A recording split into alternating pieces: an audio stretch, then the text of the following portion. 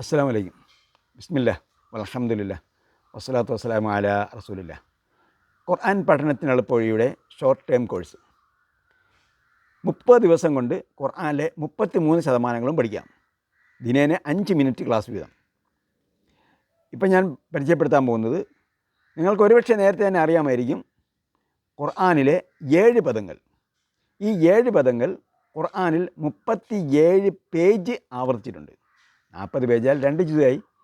അപ്പോൾ 37 പേജ് എന്ന് പറയുമ്പോൾ ഏകദേശം 2 ജുസിൻ്റെ അടുത്ത് എത്തി.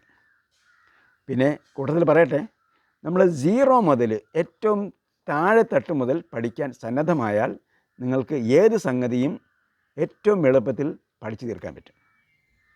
അപ്പോൾ അതുകൊണ്ട് നിങ്ങൾക്ക് അറിയുന്ന പദങ്ങളായിരിക്കാം ഞാൻ ഇപ്പോൾ പറയാൻ പോകുന്നത്. പക്ഷേ കുറച്ചാൾ കഴിയുമ്പോൾ അറിയാത്ത പദങ്ങളിലേക്ക് കടക്കും. അതാണ് നമ്മുടെ പ്രധാനപ്പെട്ട ഒരു പഠന രീതി. അപ്പോൾ ഈ 7 പദങ്ങളിൽ ഒന്ന് അള്ളാഹു. അള്ളാഹു എന്ന പദം അർത്ഥം പറയേണ്ട. ഈ പദം ഖുർആനിൽ 2699 പ്രാവശ്യം ആവർത്തിച്ച് വന്നിട്ടുണ്ട്. രണ്ടാമത്തേത് അള്ളാഹുവിനെ തന്നെ സൂചിപ്പിക്കാൻ വേണ്ടി നാം ഉപയോഗിക്കുന്ന മറ്റൊരു പദമാണ് റബ്ബ്. റബ്ബ്, രക്ഷിതാവ്. ഖുർആനിൽ 970 പ്രാവശ്യം ഈ പദം ആവർത്തിച്ച് വന്നിട്ടുണ്ട്. പിന്നെ നമ്മൾ ലാ ഇലാഹ ഇല്ലല്ലാഹ് എന്ന് പറഞ്ഞില്ലേ, അള്ളാഹു ഒഴികെ ഒരു ആരാധ്യനുമില്ല. അപ്പോൾ ഇലാഹ് പറയും, ഇലാഹ് എന്ന വാക്ക് പറഞ്ഞു. ഇലാഹ് എന്ന വാക്ക് ഏകദേശം 1 പേജോളം ഖുർആനിൽ ആവർത്തിച്ച് വന്നിട്ടുണ്ട്. ഇലാഹുൻ അർത്ഥം ആരാധ്യൻ, ഇലാഹുൻ ആരാധ്യൻ. അപ്പോൾ അള്ളാഹുവിനെ സൂചിപ്പിക്കാൻ വേണ്ടി നാം പറയുന്ന 3 പദങ്ങൾ: 1 അള്ളാഹു, 2 റബ്ബ് രക്ഷിതാവ്, 3 ഇലാഹ് ആരാധ്യൻ. ഇനി നമുക്ക് റസൂലിനെ സൂചിപ്പിക്കാൻ വേണ്ടിയുള്ള 2 പദങ്ങൾ. 1 റസൂൽ എന്ന പദം തന്നെയാണ്. റസൂൽ ദൂതൻ എന്നാണ് അർത്ഥം. പക്ഷെ നമ്മൾ റസൂൽ എന്ന് പറഞ്ഞ് ശീലിച്ചിട്ടുണ്ട്. റസൂൽ റസൂൽ റസൂൽ എന്ന വാക്കിനെ വാവ് ഒഴിവാക്കിയിട്ട് റുസുൽ എന്ന് പറഞ്ഞാൽ അതിൻ്റെ ബഹുവചനമായി. എങ്ങനെയുണ്ട്? റസൂൽ എന്നാൽ ഏകവചനം, ദൂതൻ. അതിൽ റായ്ക്ക് ലമ്മിട്ട് ഇടയിലെ വാവ് കളഞ്ഞാൽ റുസുൽ എന്നായാൽ റുസുലുൻ എന്ന് പറഞ്ഞാൽ പ്രവാചകന്മാർ. ഇനി പ്രവാചകന് അല്ലെങ്കിൽ റസൂലിന്, ദൈവദൂതനെ ഉപയോഗിക്കുന്ന മറ്റൊരു വാക്കാണല്ലോ നബി. അതിൽ വിശദീകരണമുണ്ട്. തൽക്കാലം നമ്മൾ നബി, റസൂൽ, നബി എന്നത് തൽക്കാലം അങ്ങനെ പഠിച്ചു വയ്ക്കുക.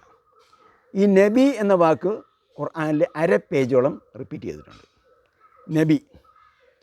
പിന്നെ ഒരു കാര്യം കൂടെ പറഞ്ഞുതരാം. അത് നബി എന്ന് പറയുമ്പോൾ ചില സ്ഥലങ്ങളിൽ നബി യൂൻ എന്ന് വരും, നബി യൂൻ. ചില സ്ഥലത്ത് നബി യീൻ എന്ന് വരും. അപ്പോൾ ഈ നബിയും നബി യൂനും നബി യീനും തമ്മിലുള്ള വ്യത്യാസം എന്താ? ഇത് പഠിച്ചു വെച്ചാൽ ഖുർആനിൽ ഒരുപാട് പദങ്ങൾ പഠിക്കാൻ നമുക്ക് എളുപ്പമായിരിക്കും. നബി യൂൻ, ഊൻ വന്നാൽ അത് ബഹുവചനമാണ്. നബി യീൻ, ഈൻ വന്നാലും ബഹുവചനമാണ്. നമ്മൾ സംസാരിക്കുമ്പോൾ പറയാമല്ലോ മുസ്ലിമീങ്ങൾ, മുഅ്മിനീങ്ങൾ എന്നൊക്കെ പറയും. അവിടെ നിന്ന് മുഅ്മിനീൻ, മുസ്ലിമീൻ പറഞ്ഞാൽ പിന്നെ കല്ലിൻ്റെ കാര്യമില്ല. പക്ഷേ എന്നാലും മുസ്ലിമീൻ എന്നത് ബഹുവചനമാണ് എന്ന് പഠിച്ചു വയ്ക്കുക. അപ്പോൾ നബിയീൻ, നബിയൂൻ ബഹുവചനങ്ങൾ. പിന്നെ അപ്പോൾ റസൂലിനെ സൂചിപ്പിക്കാൻ വേണ്ടിയുള്ള 2 പദങ്ങൾ: റസൂല്, നബി.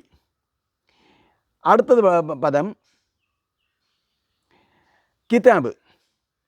ഗ്രന്ഥം പഠിക്കണമല്ലോ, വേദഗ്രന്ഥം പഠിക്കണ്ടേ. അപ്പോൾ കിതാബ്, കിതാബ് എന്ന് പറഞ്ഞാൽ പുസ്തകം, ഗ്രന്ഥം എന്നൊക്കെയുള്ള അർത്ഥമാണ് കിതാബ്. കിതാബ്, കിതാബിൽ, അതായത് അൽ കിതാബ്, അൽ കിതാബ് എന്ന് പറയുമ്പോൾ വേദഗ്രന്ഥം, ഖുർആൻ. ഈ കിതാബിൽ കിതാബിനെ കുറിച്ച് 2 പേജ് റിപ്പീറ്റ് ചെയ്തിട്ടുണ്ട്.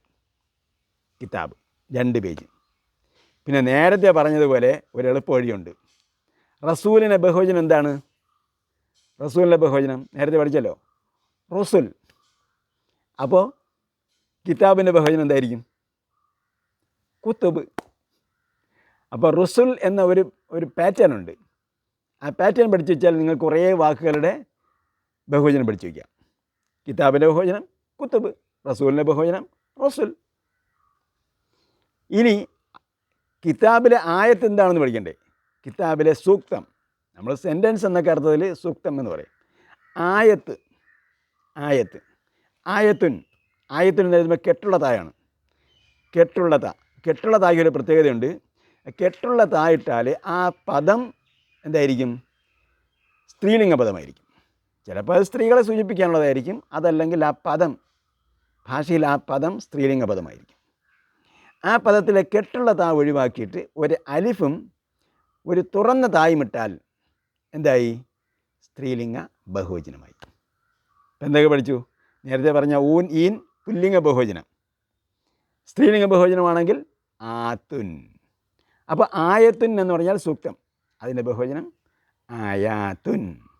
ഇപ്പം നിങ്ങൾ പഠിച്ചത് ഖുർആനിലെ 4834 പദങ്ങൾ, 7 പദങ്ങൾ ഖുർആനിൽ 37 പേജിൽ റിപ്പീറ്റ് ചെയ്തിരിക്കുന്നു. പഠനം തുടരുക. വീണ്ടും കാണാം. ബില്ലാഹി തൗഫീഖ്. വസ്സലാമു അലൈക്കും വറഹ്മത്തുള്ളാഹി തആല വബറകാതുഹു.